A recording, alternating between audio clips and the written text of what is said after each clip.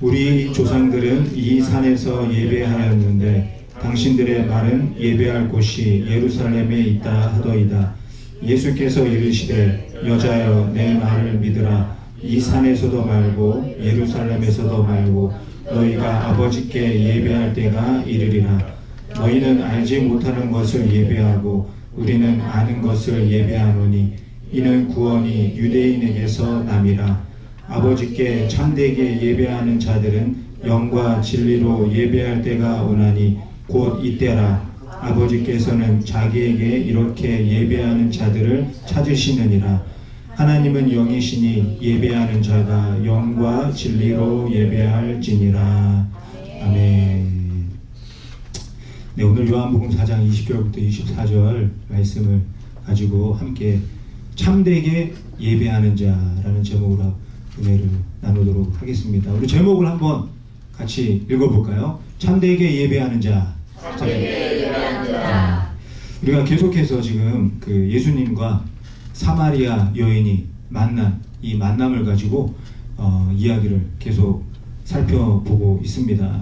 사마리아를 지나가던 예수님과 또 우물가를 향해서 가던 그 여인이 그 뜨거운 태양보다 더 뜨거운 만남을 오늘 말씀에서 가지고 있다는 것을 볼 수가 있습니다. 우물가의 여인과 예수님이 이야기를 하게 되는데 내게 물을 좀 달라. 예수님이 이렇게 말씀하시면서 이 여인과 예수님의 이야기가 계속 이어지고 있습니다. 이런 이야기, 예수님과 여인이 나누는 이야기가 점점 클라이막스를 향해서 가고 있는 것을 볼 수가 있습니다.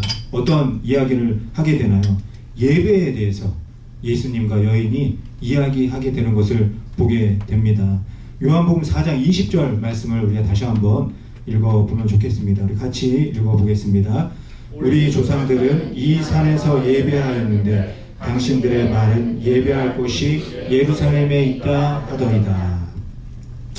이스라엘은 원래 그 하나의 나라였는데 사울이 왕이 처음에 되고 두 번째는 다윗이 왕이 됩니다. 그리고 이제 세 번째 다윗의 아들 솔로몬이 왕이 되죠. 그때까지는 이 이스라엘이 하나의 나라였습니다. 12지파가 흩어져서 하나님이 정해주신 지역에서 같이 살고 있었던 그런 나라였는데 이 솔로몬 왕 다음에 르호보암이라는 아들이 왕이 되는데 그때 나라가 북이스라엘과 남유다로 이렇게 나누어지게 됩니다. 남유다는 2지파가 있었고 북이스라엘은 12지파가 있었습니다. 남유다는 르호보암이 왕이었고 북이스라엘은 여로보암이 왕으로 있었던 때가 있었습니다.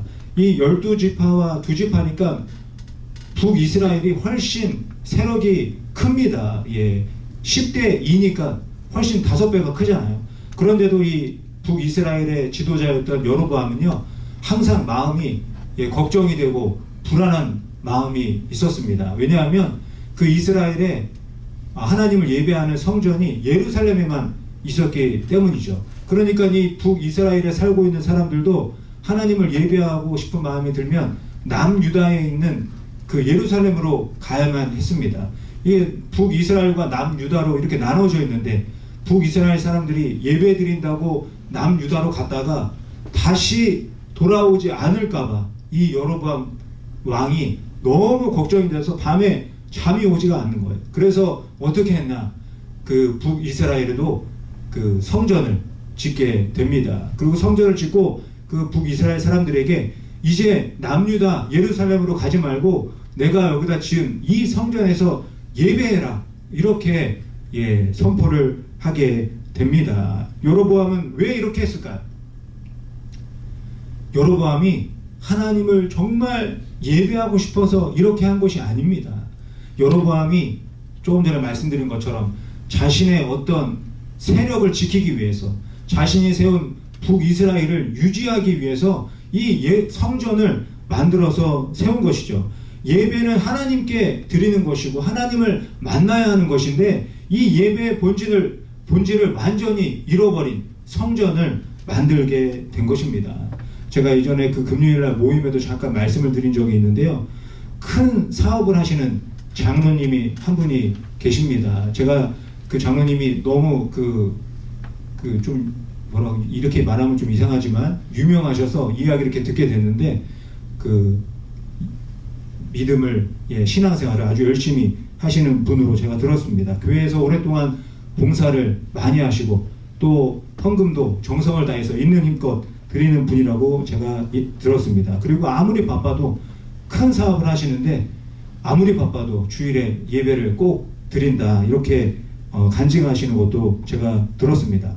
그러다가 이 장로님이 운영하시는 그 공장이 있었는데 그 공장의 근로자들은 주일에도 일을 한다는 것을 제가 듣게 되었습니다. 그래서 그 장로님한테 주일에 장로님 예배 드리시는데 같이 오셔서 예배 드리시는 게 어떠시겠습니까? 이렇게 말씀을 드린 적이 있습니다. 그랬더니 장로님이 뭐라고 대답하셨냐면 내가 열심히 기도하고 내가 예배 드리고 내가 헌금하고 내가 봉사하면 되지 않습니까? 내가 이렇게 열심히 하면 내가 하는 사업장이 복을 받고 또 그곳에서 일하는 근로자들도 복을 받지 않겠습니까? 하나님께서 이렇게 복을 주실 것이라고 저는 믿습니다. 이렇게 이야기하는 것을 제가 들은 적이 있습니다.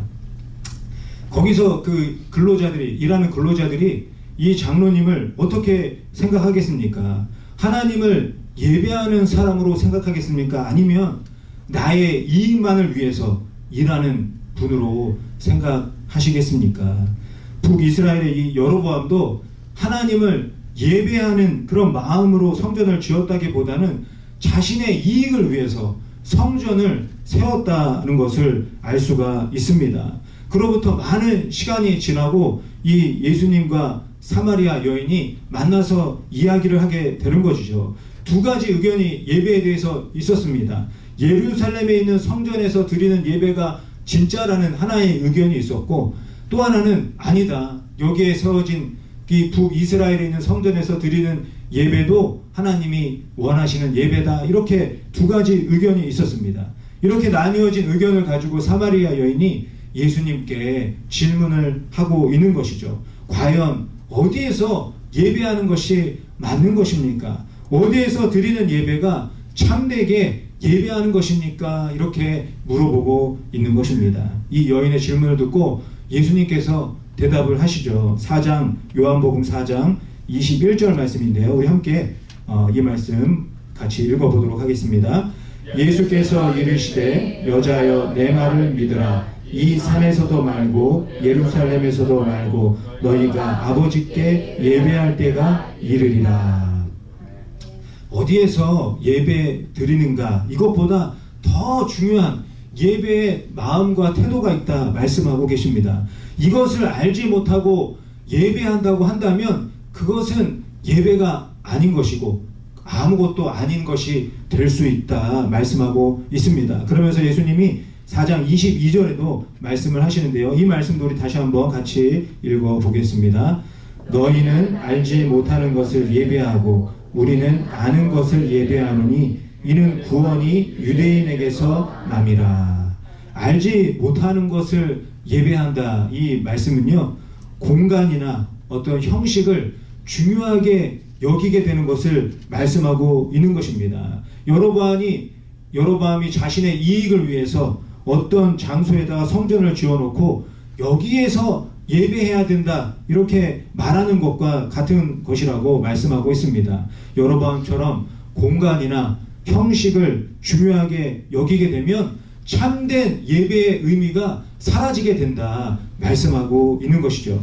그렇다면 참되게 예배하기 위해서는 우리가 어떻게 해야 하겠습니까? 구약 성경에 보면요, 하나님이 이스라엘 백성들에게 10계명을 주십니다. 10계명, 1계명부터 10계명까지 여기 계신 분들은 다 아실 거라고 내 생각이 드는데요. 그 중에서 4계명이 뭐죠? 4계명이 안식일을 거룩히 지키라. 이렇게 4계명의 말씀이 있습니다. 이 4계명으로부터 시작해서 지금의 주일 성수의 개념이 이어지게 된 것이죠. 제가 어릴 적에 교회 학교 다닐 때 자주 부르던 여러 가지 찬양이 있었는데 지금도 잊혀지지 않는 하나의 찬양이 있습니다. 어떤 찬양이냐면 아실지 모르겠어요. 우리 권사님들은 아실 수 있을 것 같은데 월화수목금토 엿새 동안에는 나를 위해 일하고 복 주시는 주일 하나님의 날은 주님 위해 일하세. 하나님이 약속하신 거룩한 주일 기억하고 지키는 자는, 그 뒤에가 제가 기억이 안 나요. 예. 아무리 기억이 안 나서 너무 궁금해가지고 구글링을 해봤는데 안 나오더라고. 너무 옛날 찬양이어서. 예. 열심히 일하면서 살다가도 주일이 되면 교회로 오라, 이런 내용의 찬양이었습니다. 이 찬양을 부른 다음에 앞에 어떤, 이렇게 어렸을 때니까 이제 목사님인지 전도사님인지 기억은 잘 안 나는데 앞에서 설교하시는 분이 주일을 잘 지켜야 복을 받습니다, 이렇게 말씀하시는 것을 듣게 되었습니다. 신명기 6장 3절에 보면요, 이 복이 어떤 것인지에 대해서 말씀해 주고 있는데요. 우리 신명기 6장 3절 말씀 같이 읽어보겠습니다. 이스라엘아, 듣고 삼가 그것을 행하라. 그리하면 내가 복을 받고 내 조상들의 하나님 야훼께서 내게 허락하신 것 같이 젖과 흙불이 흐르는 땅에서 내가 크게 번성하리라. 말씀을 듣고 행하면 복을 받게 될 것이다, 이렇게 말씀을 하십니다. 그러면서 어떠한 복이 있는가 말씀해 주시죠. 젖과 꿀이 흐르는 땅에서 번성하게 될 것이다, 이렇게 말씀하고 있습니다. 여기서 우리가 잘 알고 있는 젖과 꿀이 흐르는 땅이란 어떤 곳을 말씀하는 것일까요? 정말 우리가 이스라엘 가나안 땅에 가면 젖과 꿀이 길에서 막 흐르고 있는 것을 말씀하는 것일까요? 그것은 아니겠죠. 젖과 꿀이 흐른다는 것은요, 하나님께서 함께 하시기 때문에 모든 것이 풍성하게 된다, 이런 의미를 담고 있는 것입니다. 하나님의 말씀이 충만하기 때문에 부족함이 없을 것을 말씀하고 있는 것이죠. 생명의 말씀으로 모든 것이 다시 살아나게 될 것이다 말씀하고 있는 것입니다. 결국 하나님이 함께 하신다는 이 표현을 젖과 꿀이 흐른다, 이렇게 말씀하고 있는 것이죠. 그러면서 이 말씀, 신명기 6장 4절과 5절 말씀, 너무나 중요한 말씀인데 이 말씀을 모세를 통해서 하고 계십니다. 이 말씀 다 외우셨으면 좋겠어요. 예, 제 생각에는. 예, 한번 6장 4절 5절 말씀 같이 읽어보겠습니다. 이스라엘아, 들으라. 우리 하나님 야훼는 오직 유일한 야훼이시니 너는 마음을 다하고 뜻을 다하고 힘을 다하여 내 하나님 야훼를 사랑하라, 이렇게 말씀하고 있습니다. 오직 한 분이신 하나님, 살아계신 하나님을 예배하는 삶이 진짜 복을 받은 삶이다 말씀하고 있는 것이죠. 수많은 우상이 가득한 곳에서 오직 하나님만을 섬기는 예배자가 복받은 사람이다 말씀하고 있습니다. 다른 곳에 한눈 팔지 않고 복의 근원 되시는 하나님께 온 마음과 온 뜻과 온 정성을 다해서 예배하는 것처럼 큰 복이 없다 말씀하고 계시는 것입니다. 결국 참된 예배는 나를 사랑하셔서 나와 함께 하시는 그 하나님을 언제 어디서나 발견하고 그 하나님과 함께 살아가는 것입니다. 월요일부터 토요일까지는 하나님을 잊어버리고 열심히 살다가 주일에만 하나님을 기억하고 예배하는 것보다는 언제 어디서나 항상 하나님을 기억하는 것이 참된 예배의 시작이라고 말씀하고 있는 것입니다. 아멘. 평상시에는 하나님보다 다른 것에 다 한눈 팔고 관심을 갖고 살다가 주일에만 하나님을 기억하고 하나님을 사랑한다고 하는 것은 사실 말이 되지 않습니다. 날마다 하나님을 사랑하며 살아야 주일에도 하나님을 사랑함으로 예배할 수 있다. 이 신명기는 이 말씀을 해주고 있는 것입니다. 이런 신명기의 예배 정신이 시대가 지나갈수록, 시간이 갈수록 자꾸 변질이 되었습니다. 온 마음과 뜻과 정성을 다해 하나님을 사랑하는 것보다 장소와 형식을 중요하게 여기게 되었습니다. 예배의 그 순서나 형식이 더 중요하게 되었습니다. 성전에서는 떠들 수도 없었고 뛰어다닐 수도 없었습니다. 결국 하나님을 높여드리는 예배가 아니라 순서와 형식을 높이는 예배로 변하게 되었습니다. 순서와 형식을 잘 지키고 잘 따라야 복을 받을 수 있다, 이렇게 생각하게 되었습니다. 예배가 하나님을 만나고 사랑하는 것이 아니라 복을 받는 수단으로 변해버렸습니다. 하나님을 모르는 자들이 우상을 섬기는 것과 똑같이 하나님을 예배하게 되었습니다. 우상에게 요구하는 것처럼 복을 구하는 예배가 되고 말았습니다. 하나님을 사랑하는 모습은 전혀 없는 그런 형식이 되어 버렸습니다. 이사야 58장에 보면요, 진정한 금식, 진정한 예배에 대해서, 안식일에 대해서 말씀하는 것을 볼 수가 있습니다. 진정한 금식이 무엇인지 이사야 58장 1절부터 12절까지 말씀을 하고 있는데요, 그 중에서 4절과 5절 말씀을 제가 읽어 드리도록 하겠습니다. 보라, 너희가 금식하면서 논쟁하며 다투며 악한 주먹으로 치는도다. 너희가 오늘 금식하는 것은 너희의 목소리를 상달하게 하려는 것이 아니니라. 이것이 어찌 내가 기뻐하는 금식이 되겠으며 이것이 어찌 사람이 자기의 마음을 괴롭게 하는 날이 되겠느냐. 금식의 의미가 변질되고 말았다 말씀하고 있습니다. 하나님 앞에서 금식한다고 하면서 서로 치고받고 싸우고 큰 소리를 지르고 있다 말하고 있습니다. 내가 필요한 것이 있으면 그것을 달라고 땡깡 부리면서 금식하고 있다고 말하고 있는 것입니다. 이런 식으로 할 거면 금식하지 말라고 말씀하고 계십니다. 그렇다면 하나님께서 기뻐하는 금식은 무엇이겠습니까? 6절과 7절에서 말씀하고 있는데요, 이 말씀을 우리 같이 읽어보도록 하겠습니다. 내가 기뻐하는 금식은 흉악의 결박을 풀어주며 멍에의 줄을 끌어주며 압제당하는 자를 자유하게 하며 모든 멍에를 꺾는 것이 아니겠느냐. 또 줄인 자에게 내 양식을 나누어 주며 유리하는 빈민을 집에 들이며 헐벗은 자를 보면 입히며 또 내 고륙을 피하여 스스로 숨지 아니하는 것이 아니겠느냐. 하나님이 기뻐하는 금식은 무엇라고 말씀하고 계십니까? 하나님이 기뻐하는 금식은 하나님을 사랑하고 이웃을 사랑하는 것이다, 이렇게 말씀하고 계십니다. 그리고 이어서 안식일에 대해서 이사야 58장 13절 14절에서 말씀하고 있는데요, 이 말씀을 제가 읽어보도록 하겠습니다. 만일 안식일에 내 발을 금하여 내 성일의 오락을 행하지 아니하고 안식일을 일컬어 즐거운 날이라 야훼의 성일을 존귀한 날이라 하여 이를 존귀하게 여기고 내 길로 행하지 아니하며 내 오락을 구하지 아니하며 사사로운 말을 하지 아니하면 내가 야훼 안에서 즐거움을 얻을 것이라. 내가 너를 땅의 높은 곳에 올리고 내 조상 야곱의 기업으로 기르리라. 야훼의 입의 말씀이니라. 이렇게 말씀하고 있습니다. 금식과 안식일에 대해서 공통적으로 하나님께서 말씀해주고 있는 것이 있습니다. 진정으로 금식하고 진심으로 안식일을 지키는 자의 삶은 하나님을 사랑하는 삶이고 그리고 이웃을 사랑하는 삶이다 말씀하고 계십니다. 금식하고 안식을 지킨다는 것은요, 지금으로 하면 예배 드리는 것을 말씀하고 있습니다. 결국 참된 예배는 예배 시간을 지키는 것으로 끝나는 것이 아니라는 것입니다. 하나님의 사랑으로 충만해져서 이웃을 사랑하는 삶으로 이어지는 것, 이것이 참되게 예배하는 것이다 말씀해 주고 계십니다. 교회에서 드리는 예배가 나의 가정으로 이어지고 이웃으로 이어지게 될 때 참된 예배라고 말씀합니다. 금식하고 안식일은 지키는데 이웃을 사랑하지 않는다면 부족한 예배가 될 수 있다 말씀하고 있습니다.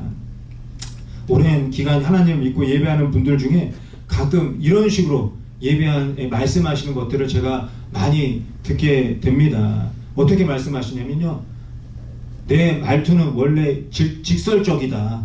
나는 돌려서 말을 못한다. 그러니까 내가 말하는 것 때문에 상처받지 말고 나는 또 뒤끝은 없으니까 이해해라. 이렇게 말씀하시는 분들이 정말 생각보다 많이 계시더라고요.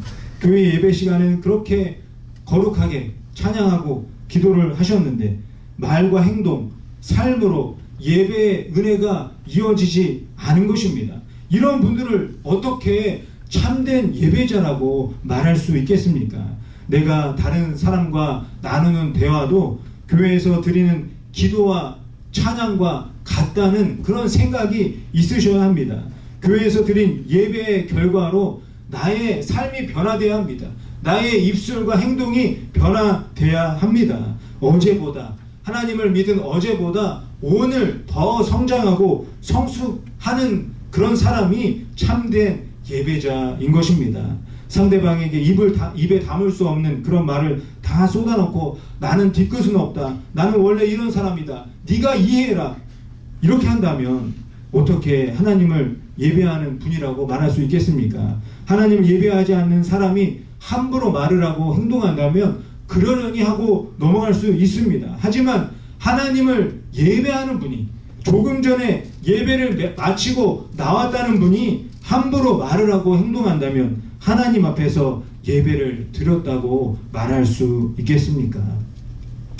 우리 목회하시는 목사의 그 아내나 자녀들이 힘들어하는 것이 있습니다. 남편이고 아빠인 목사가 교회에서는 성도인들에게 그렇게 친절하고 그렇게 상냥하게 대하는데 집에서는 그렇지가 않는 거예요. 그러니까 이 사모님들이 한결같이 목사님들에게 하는 이야기가 있습니다. 나를 성도 대하듯이 대해달라. 이렇게 사모님들이 얘기를 하십니다. 교회 학교 아이들도 마찬가지입니다. 엄마 아빠가 교회에서는 그렇게 열심히 박수치고 찬양하고 큰 소리로 기도하면서 집에서는 전혀 다른 사람처럼 말하고 행동하면 아이들이 혼란스럽게 되는 것입니다. 이럴 거면 엄마 아빠 뭐하러 교회 가서 예배를 드리는 것인가, 어린아이들이 고민이 되는 것이죠. 교회와 가정에서 차이가 나는 엄마 아빠의 모습을 보면서 교회를 떠나는 아이들이 생겨나게 되는 것입니다. 예배와 삶이 이어지지 않는다면 교회에서의 모습이 가정과 직장과 사업장과 학교로 이어지지 않는다면 우리의 예배는 우상을 찾는 것과 무슨 차이가 있겠습니까? 무당이나 우상을 찾아가서 필요한 것만 요구하는 미신적인 믿음과 무엇이 다르겠습니까? 제가 예전에 여의도에 있었을 때 어느 교구에서 권사님하고 전도를 나간 적이 있습니다. 길을 다니면서 이렇게 전도를 하는데 권사님이 잘 아시는 분이 저 앞에서 이렇게 지나가게 되었어요. 그런데 그 권사님이 갑자기 그 친구 되시는 동네 이웃분을 부르는데 저는 깜짝 놀랐습니다. 야, 이렇게 욕을 하면서 그 친구분을 부르시는 거예요. 그러면서 딱 세워놓고 야, 이제 너도 이제 예수 믿고 교회 가자 막 이렇게 하고 또 욕을 막 하시는 거예요. 야, 정말 이거 제가 옆에서 깜짝 놀라니까 권사님이 너무 친해서 그랬다고, 너무 친한 사이여서 그렇게 됐다고 이렇게 얘기를 하십니다. 아무리 친한 사이라도 이렇게 말해서 되겠습니까? 전도하러 나가기 전에 그렇게 영혼을 위해서 기도했는데 이 기도는 어떤 기도가 되는 것인가요? 지나가는 그 이웃분이 어떤 생각을 하시겠습니까? 교회 안 다니는 내가 너보다 훨씬 낫다 이렇게 생각하지 않겠습니까? 왜 이런 모습들이 나타나는 것일까요? 예배와 삶이 연결되지 않기 때문입니다. 예배 따로 삶 따로라고 생각하기 때문입니다.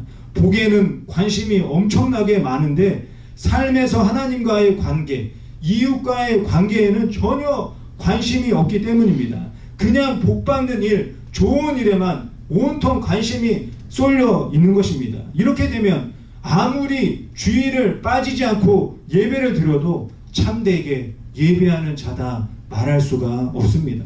로마서 12장 1절에 사도 바울이 말씀하신 말씀이 있습니다. 이 말씀 우리 같이 한번 읽어보도록 하겠습니다. 그러므로 형제들아 내가 하나님의 모든 자비하심으로 너희를 권하노니 너희 몸을 하나님이 기뻐하시는 거룩한 산 제물로 드리라. 이는 너희가 드릴 영적 예배니라. 너희 몸을 하나님이 기뻐하시는 산 제물로 드리라. 이 몸이 무엇입니까? 이 몸뚱아리를 말하는 것일까요? 아니죠. 내 삶을 말하고 있는 것입니다. 하나님께 드린 예배가 나의 삶으로 이어져야 한다 말씀하고 있는 것입니다. 요한복음 4장 23절 말씀에서도 동일한 말씀을 하십니다. 우리 함께 읽어보도록 하겠습니다. 아버지께 참되게 예배하는 자들은 영과 진리로 예배할 때가 오나니 곧 이때라. 아버지께서는 자기에게 이렇게 예배하는 자들을 찾으시느니라. 영과 진리로 예배하는 자, 참되게 예배하는 자들을 하나님이 왜 찾으시겠습니까? 언제 어디가 되었든, 교회가 되었든, 집이 되었든, 사업장이 되었든, 학교가 되었든 참되게 예배하며 살아가는 그 사람을 통해서 하나님의 뜻이 이 땅 가운데 이루어지기 때문입니다. 사랑하는 성도 여러분, 참된 예배자는 월요일과 주일이 다르지 않습니다. 수요일과 주일이 다르지 않습니다. 월화 수목 금토일 언제나 동일하게 하나님과 함께 살아가는 사람입니다. 가정에서도 성전에 있는 것처럼 앉아있고, 직장에서도 성전에서 섬기는 것처럼 살아가는 사람이 하나님 앞에서 참되게 예배하며 살아가는 사람인 줄 믿습니다. 하와이 순복음교회 모든 성도님들은 언제 어디서나 참되게 하나님을 예배하는 분들인 줄 믿습니다. 교회에서 예배가 내 삶으로 이어지는 참된 예배자인 줄 믿습니다. 사랑하는 성도 여러분, 영과 진리로 참되게 예배하며 살아가는 저와 여러분을 통해서 하나님의 뜻이 이 땅 가운데 반드시 이루어지게 될 줄 믿습니다. 하나님의 뜻이 무엇인가요? 하나님의 뜻은 하나님을 사랑하고 이웃을 사랑하는 것입니다. 하나님을 사랑하고 이웃을 사랑하는 삶으로 참되게 예배하며 이 땅을 살아가는 저와 여러분이 되시기를 예수님의 이름으로 간절히 축원드립니다.